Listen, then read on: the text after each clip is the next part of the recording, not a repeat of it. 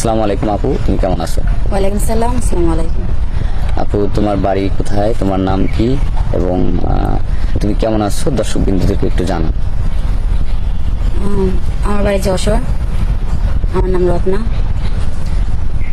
আর তোমার পরিবারে কে কে আছে? আমার পরিবার আছে আমার মা, আমার ছোট ভাই। বাবা নেই? না।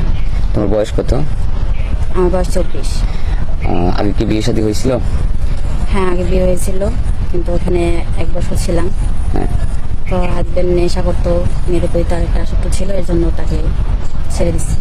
তুমি ছেড়ে দিয়েছো? হ্যাঁ। তাহলে একটু জোরে বলো, তুমি ছেড়ে দিয়েছো? হ্যাঁ, আমি ছেড়ে দিচ্ছি। ও আচ্ছা, মানে স্বামীর সাথে আসলে তোমার ওইরকম ভাবে মানে সংসার করা মানে তোমার কাছে মানে অন্যরকম একটা বিষয় মনে হয়েছিল যে নেশা করে, হ্যাঁ, তাকে নিয়ে হয়তো 1 বছর তুমি ধরে ছিলে। হ্যাঁ, চেষ্টা করেছিলাম যে ভালো কথা আসে কিনা, কিন্তু তার ভিতরে কোনো পরিবর্তন দেখি না। আচ্ছা। যে কারণে তাকে ফ্যামিলির মাধ্যম থেকে ডিভোর্স করা হয়েছে।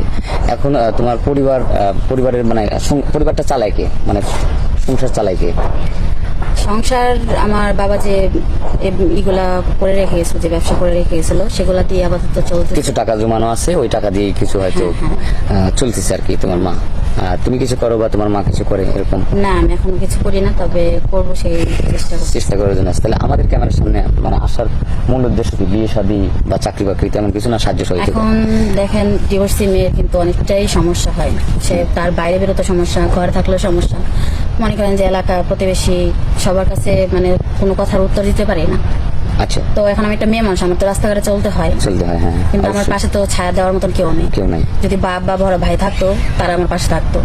এখন আমি চাচ্ছি যে মনের মতো যদি একজন মানুষ পাই যে আমাকে ছায়া হয়ে আমার পাশে থাকবে, যদি এরকম কেউ হয়, সেজন্য আমার এখানে আসা। তাহলে তাকে বিয়ে করব। এখন মনের মতো পেতে হলে মানে কেমন বয়সের? হয়তো ইয়ং, স্মার্ট, সৌন্দর্য? এখন বয়স যেমনই হোক, বয়স দেখে কিন্তু কারোর যোগ্যতা যাচাই করা যায় না। আমার কথা হলো একটা, যে বয়স যেমনই হোক তাতে আমার কোনো প্রবলেম নেই। মোট কথা যে আমি ছাড়া তার লাইফে আর কেউ থাকতে পারবে না। মানে বুঝতে পারছি, তুমি ছাড়া লাইফে কেউ থাকতে পারে যাতে তোমাকে কেয়ার করে, ভালোবাসে, ঠিক আছে? তুমি তোমার ছোটখাটো আশা স্বপ্ন সবকিছু পূরণ করার চেষ্টা করে। আমার তার বাড়ি ঘর, টাকা পয়সা এসবের প্রতি কোনো লোভ লালসা নাই, শুধু স্বামীর ভালোবাসা। সে আমাকে সম্মান করবে। একজন স্ত্রী হিসেবে যে যোগ্য সম্মানটা দেওয়া দরকার সে দিবে, আমি তার জন্য সবকিছু করার চেষ্টা করব। থ্যাংক ইউ, খুব ভালো কথা, খুব ভালো লাগলো। এখন তুমি কেমন ফ্যামিলি চাচ্ছ? যৌথ ফ্যামিলি না সিঙ্গেল ফ্যামিলি?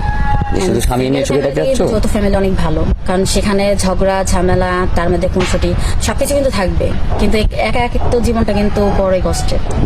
যে স্বামী থাকবে, তার বাবা মা থাকবে না, তার বাবা মাকে আমার নিজের বাবা মাকে মতো দেখবে, মানে সুন্দর একটা পরিবেশ, সুন্দর একটা জীবন তুমি চাচ্ছ আর কি। তো ঠিক আছে, সমস্যা নাই। এখন হচ্ছে তোমার ভিডিওটা পাবলিক করা হচ্ছে, দেশ বিদেশে আমাদের অনেক দর্শক বিন্দু আছে যেটা আমাদের এই চ্যানেলটাকে অনেকেই দেখে। তো তোমার ভিডিও পাবলিক করার পর তোমাকে চাবে, তখন তোমাকে কিভাবে পাবে? তোমার কোনো পার্সোনাল ফোন আছে? এখন দেখেন, আমার তো কোনো পার্সোনাল ফোন নেই, কারণ যদি আমার ফোন আমি আগে চালাইতাম, যদি বলে যে না এখনকার যুগে কেউ মেয়ে ফোন না চালায় নাকি, আমি চালাইছি। কিন্তু যেদিন থেকে আমার হাজবেন্ডের সাথে আমার অশান্তি হয়েছে, তো আমি চাইছি যে আমি আর কোনো ফোন ইউজ করবো না। যদি কেউ আমাকে ভালোবাসে, কেউ যদি আমাকে বিয়ে করে, তারপর থেকে আমি ফোন ইউজ করবো। আচ্ছা, ফোন ইউজ করবে, মনে করো ভালোবাসলো, তাহলে তুমি ফোন ইউজ করতে পারবে। একটা ফোন কেন?